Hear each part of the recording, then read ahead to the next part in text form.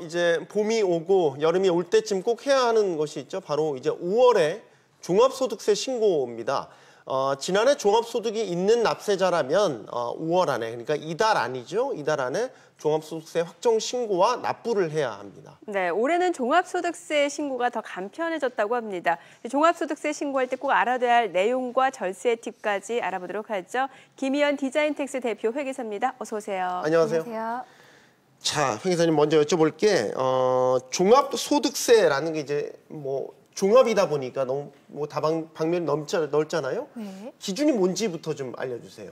네, 종합소득에는 여러 가지 이제 금융소득이라든지 근로소득, 세법에서 이제 규정하고 있는 여러 가지 소득이 있는데요. 일단은 이제 근로소득, 연금, 기타, 사업, 부동산 임대소득 이런 것들을 일컫습니다. 납세자의 기준이 있다면 어떤 네. 게 있을까요? 납세자는 일단 거주자와 비거주자로 크게 나뉘는데요. 네. 거주자라 국내에 주소를 두거나 혹은 183일 이상 거소를 둔 개인을 말합니다.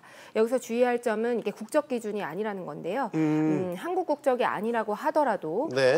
거주자의 정의를 충족하게 되면 국내에서 발생한 소득과 또 국외에서 발생한 소득을 모두 합산해서 신고를 하셔야 되고요. 네. 비거주자는 이제 그 거주자가 아닌 개인을 의미하게 되는데 거주자가 아니라고 하더라도 국내에서 소득이 발생했다면 종합소득세 신고를 하셔야 됩니다. 네. 이때 이제 외국인분들 같은 경우에는 2017년도 말을 기준으로 해서 10년 이내에 국내에 거주한 기간이 5년이 안 되는 경우에는 그 국내에서 지급이 되거나 또는 국내로 송금된 소득만 과세하는 특례를 두고 있습니다. 어찌됐든 국내에서 어떤 소득이 발생하시게 되면 종합소득세 신고를 기본적으로 해야 된다라고 보시면 되겠습니다. 네.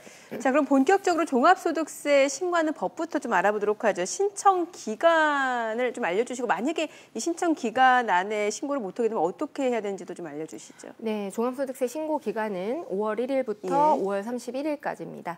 그리고 이제 성실신고 확인 대상 사업자의 경우에는 6월 1일부터 6월 30일까지 신고를 하게 되는데요. 혹시나 정해진 기간 안에 신청을 하지 못하게 되면 기한 후 신고라고 해서 나중에라도 종합소득세 신고를 하시면 됩니다. 하지만 이때 나중에 신고를 함으로 인해서 무신고 가산세와 납부불성실 가산세 등이 붙을 수가 있기 때문에 기한 내에 제대로 신고하는 것이 절세의 첫걸음이라고 볼 수 있습니다. 네. 자, 이제 그럼 저희가 상황별로 종합소득세 신고에 대해서 알아보도록 하겠습니다. 저희가 가정을 해서 이제 설정을 해본 건데요. 예를 들어서 이렇습니다. 작년에 회사를 다니다가 퇴사를 하고 2달을 쉰 후에 이직을 한 경우, 이 경우에도 종합소득세 신고가 가능한지요?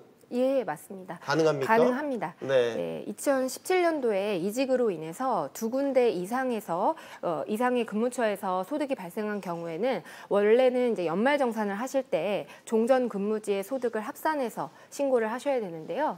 연말정산을 하실 때 서류를 제출하지 못했다거나 혹은 2017년 12월 말 기준으로 회사를 다니지 않아서 연말정산을 못하신 분들은 5월달 종합소득세 신고를 통해서 기존의 소득을 다 합산해서 신고를 다시 하시면 됩니다. 네. 네. 그렇군요. 두 번째 상황을 좀 가정해 보죠. 회사를 다니면서 사업과 병행 중인데 이미 회사에서 버는 소득은 이제 연말정산을 해서 이제 끝냈는데 사업소득은 아직 정리하지 못한 상황인데 그러면 사업소득은 5월 종합소득세 신고 때 해야 되는 겁니까? 예, 맞습니다. 예. 원래 5월 달에 종합소득세 신고를 하시는 거고요.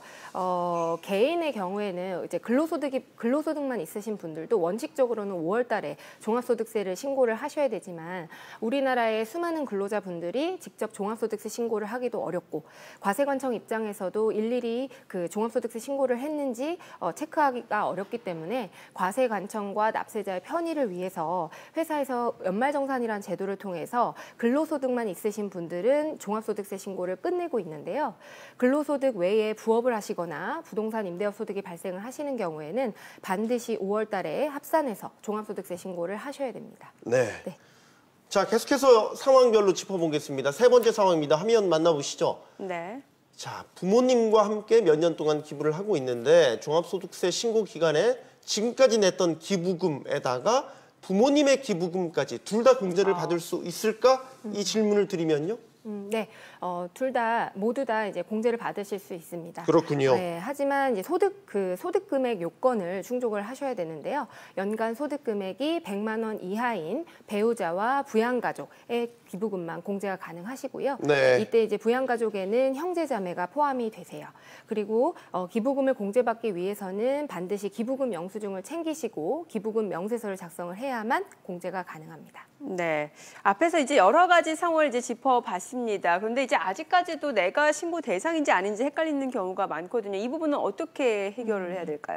기본적으로 종합소득세 신고 대상자인 분들은 국세청에서 종합소득세 신고 안내문을 발송하게 되기 때문에 우편함을 확인을 해보시면 되고요.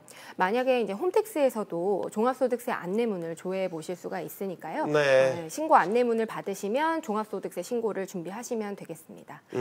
그리고 이제 종합소득세 신고 대상에서 제외되는 경우는 네. 뭐 이자나 배당소득이 연간 2천만 원 이하이거나 또는 사적연금 소득이 1,200만 원 이하인 경우, 기타 소득이 300만 원 이하인 경우, 그리고 근로소득만 있는 경우, 이런 경우에는 별도로 종합소득세 신고를 하지 않아도 됩니다. 하지만 이제 사업소득이나 부동산 임대소득이 발생을 했다면 반드시 무조건 종합소득세 신고를 하셔야 됩니다. 네.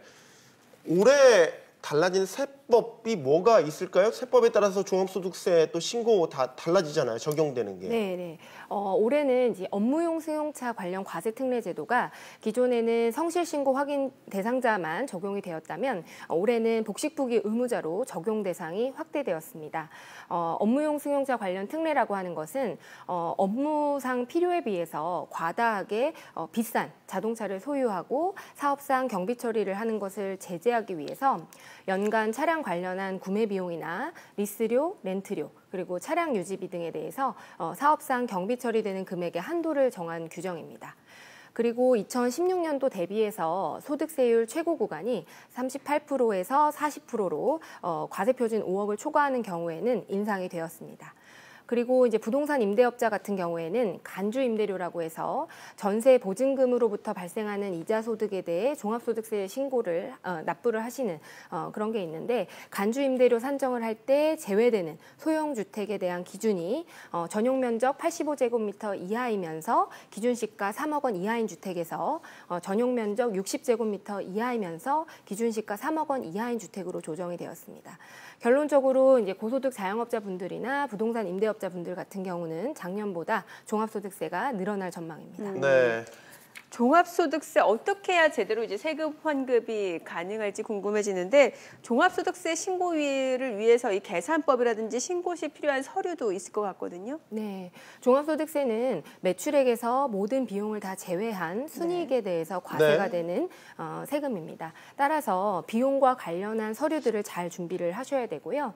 비용을 지출하실 때는 3만 원 이상인 경우 세금 계산서나 계산서, 신용카드, 현금 영수증을 잘 챙겨두셔야 됩니다. 또 사업과 관련해서 거래처의 경조사에 참여하셨다면 청첩장이나 부고장 등을 통해서도 사업상 경비 처리가 가능하시고요. 그리고 사업장과 관련한 화재보험료라든지 그리고 사업과 관련해서 대출 받은 금액에 대한 이자 비용도 비용 처리가 가능하기 때문에 해당 납입 내역서를 미리미리 준비해 두셔야 되겠습니다. 네. 신고 절차도 올해부터 대폭 간소화됐다라고 하더군요. 어떤 방법으로 간소화된 겁니까? 네, 국세청 홈택스 홈페이지에서 종합소득세 신고를 굉장히 간편하게 하실 수가 있고요. 또 일부 유형의 경우에는 그 ARS만으로도 종합소득세 신고가 완료됩니다. 네. 그리고 올해는 보이는 ARS까지 도입이 돼서요. 최소 5번 정도만 터치를 하게 되면 종합소득세 신고가 완료되기 때문에 굉장히 편리해졌습니다. 네. 또 종합소득세 모두채움 신고서가 요즘 관심을 끌고 있던데 모두채움 신고서, 그럼 종합소득세 모든 대상자들이 사용을 하는 건가? 이게 뭐죠? 네, 모두체험 신고서는 그 소득 종류와 사업장이 단일 하나이고 2016년도 수입 금액이 업종에 따라서 최대 6천만 원 미만인 소규모 사업자만 작성이 가능하고요. 모두채움 신고서는 수익 금액부터 납부세액까지 미리 작성된 신고서로서 소규모 납세자 같은 경우는 ARS나 우편 팩스로 간단하게 신고를 끝낼 수가 있어서 굉장히 편리합니다. 네. 그리고 모두채움 신고서에 만약에 수정사항이 있다고 하면 홈택스나 그 PC나 스마트폰 앱을 통해서 홈택스에 접속해서 내용을 고친 다음에 신고를 진행하시면 됩니다. 네. 자, 마지막 질문을 좀 드릴게요. 뭐 이제 여러 가지 꼼꼼히 챙겨두면 그만큼 더 많이 챙길 수 그렇죠. 있고 돌려받을 수 있기 때문에 마지막 팁을 좀 알려주신다면, 절세 팁. 네, 절세 팁 어떤 게 있겠습니까? 종합소득세 신고를 하시는 사업자분들은 의료비 공제나 의료비 공제, 교육비 공제 등을 받으실 수가 없습니다. 따라서 사업주에게만 허용되는 연금계좌 세액공제나 소기업 소상공인 공제부금, 일명 노란우산 공제 제도 등을 잘 활용하셔서 이런 제도들은 이제 은퇴자금이 없는 사업주분들을 위해서 은퇴자금도 마련하고 세금 혜택도 주는 제도이거든요. 그래서 이런 제도를 잘 활용하셔서 절세를 하시면 좋을 것 같습니다. 네. 자, 5월 종합소득세 신고 기간입니다. 잘 확인하셔서 많이 돌려받으면 좋을 것 같군요. 김희연 회계사와 얘기 나눠봤습니다. 감사합니다. 잘 감사합니다. 들었습니다.